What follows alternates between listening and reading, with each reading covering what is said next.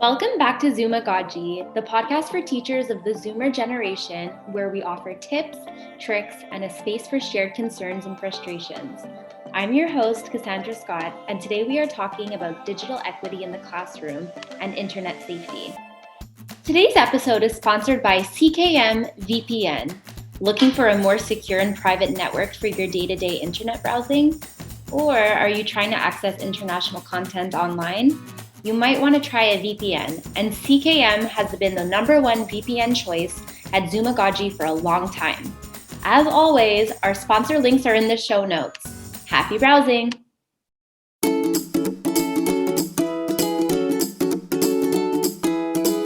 The COVID-19 pandemic has caused us to think and talk more about the topic of digital equity.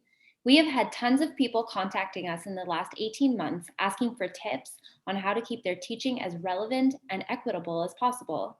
We know a lot of you have been traversing this new territory of online learning, and in some cases, this will persist well past the pandemic. So many of you are also having to rely on other forms of technology to teach the lessons that you've been working so hard to perfect throughout your career. I hear you, I see you, and I got you.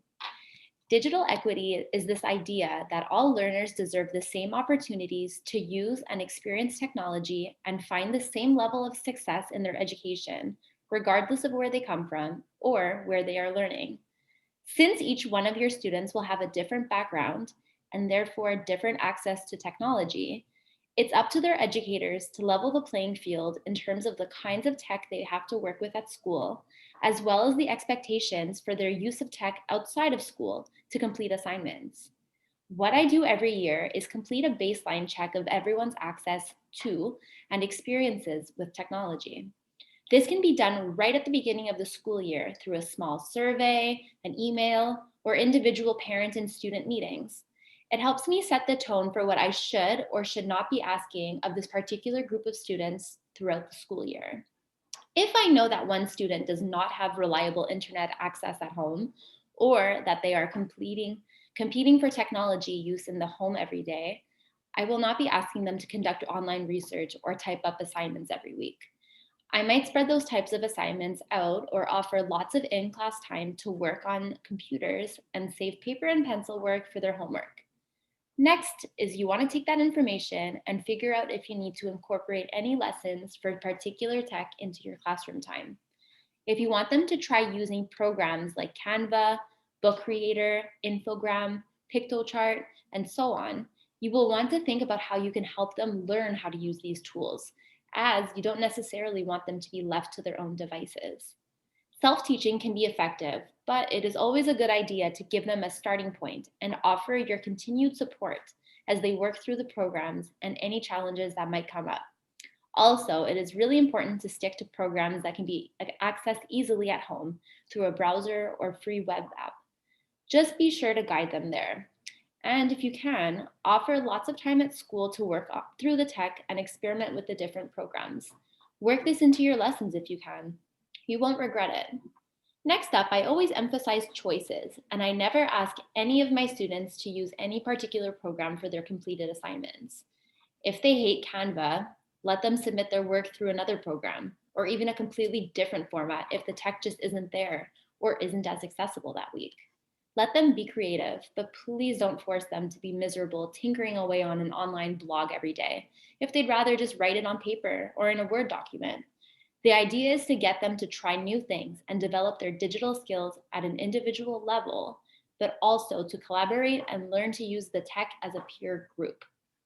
Similarly, a piece of advice I can give from personal experience is to never penalize a student for work submitted around an unreliable piece of tech or for any issues they might experience with tech while completing assigned work.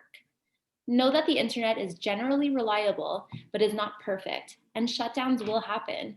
Providers will experience outages, bad weather can impact networks, apps can glitch, programs can go through updates unexpectedly, or something might take longer to complete than we anticipated because we are competing for resources at home, or might run into scheduling issues at school. If a student has to schedule their browsing time at home around other family members, they might decide to try the library or school at computers during an off period, and even that can be less reliable than we think. They might decide to only have a few options for browsing time, and those times might be chipped away at reasons that are out of their control. It's also important to let your students know that you will accept any backup option for an assignment, whether it's providing them with an extension or permitting them to hand in portions that are partially written or typed. Let it become a learning experience for the both of you. If you need any more information on digital equity in schools, you could find some links in the show notes or reach out to us on our socials.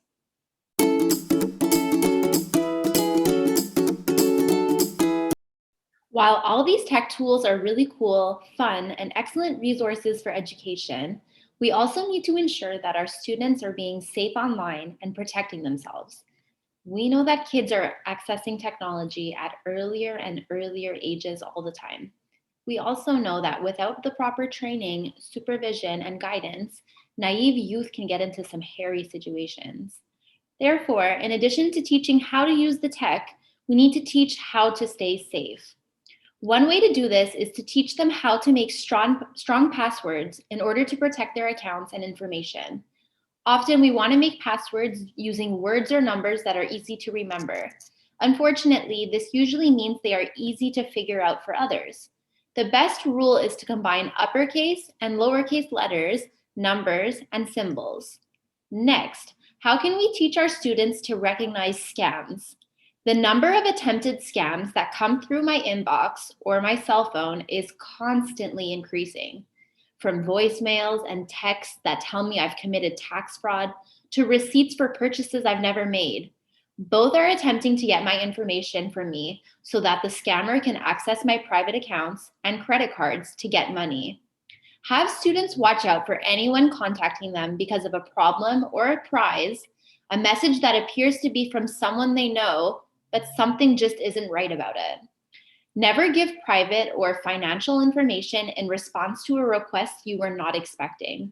And know that legitimate organizations will not ask for a social insurance number, bank account, or credit card numbers via phone calls, texts, or emails. Our youth spend a lot of time on social media and online gaming. They chat with people they've never met in person and often form online friendships. Unfortunately, they are often quick to trust these online personas, assuming that they are genuine. For this reason, we need to teach children the difference between personal and private information and what is okay to share online. These are some great resources for teachers of all grades on the Common Sense Education website. The resources on this site not only include private versus personal information, but also have lesson plans for digital citizenship, digital footprints, and our responsibilities, the filter bubble, chatting online, and much more. The link for that will be posted on the show notes. Be sure to check that out. This leads us to the issue of cyberbullying, luring, extortion, and harassment online. This is a real problem in our world today, and children and youth need to be taught early of these risks so they can recognize when it is happening and respond appropriately and safely. If you are the target of cyberbullying, you can block the bully, try to ignore them, use any reporting tools, take a screenshot of the messages, and tell a trusted adult. Setting boundaries is really important to protect ourselves online. Setting boundaries might involve disappointing others, but should always have your own individual safety and comfort first. Set boundaries by saying no to requests that make you feel uncomfortable or can potentially put you in danger. All right, it's time for listener questions. We asked for your questions about digital equity and internet safety on our socials this week. Today's listener question comes from Michael, a teacher from Ontario. Michael asks, parents will often come to us asking about the safety and security of specific sites or apps that their kids are using. I think I have a good general knowledge about the apps that are most popular among teens, but they also develop and change so quickly and it can be hard to keep up. Where is a good place to send those parents when I don't have a good answer for them about a specific site or app? Michael, thank you very much for the question, and I might have one solution for you. You might want to direct those parents to Common Sense Media, a site where a team of researchers deep dive into popular children's media like apps, games, TV shows, and they provide ratings based on how appropriate they are for certain age groups. Our team uses this site all the time, and it has helped us filter out some pretty sketchy apps. You can find the link in our show notes. That brings us to the end of today's episode. As always, you can catch us throughout the week on our social media, where our team is available to answer questions, provide additional resources, and hear any concerns you might have about teaching in our Zoomer world. Today's episode was co-designed and hosted by me, Cassandra. Our writers and editors are Karen Cook and Megan Brosseau. A big thank you to our sponsor, CKM VPN, with supervision from Dr. Jamilee for partial credit towards EDU 5262, Curriculum, Culture, and Technology. Be fair, be safe, and good luck out there, educators. We'll catch you next time.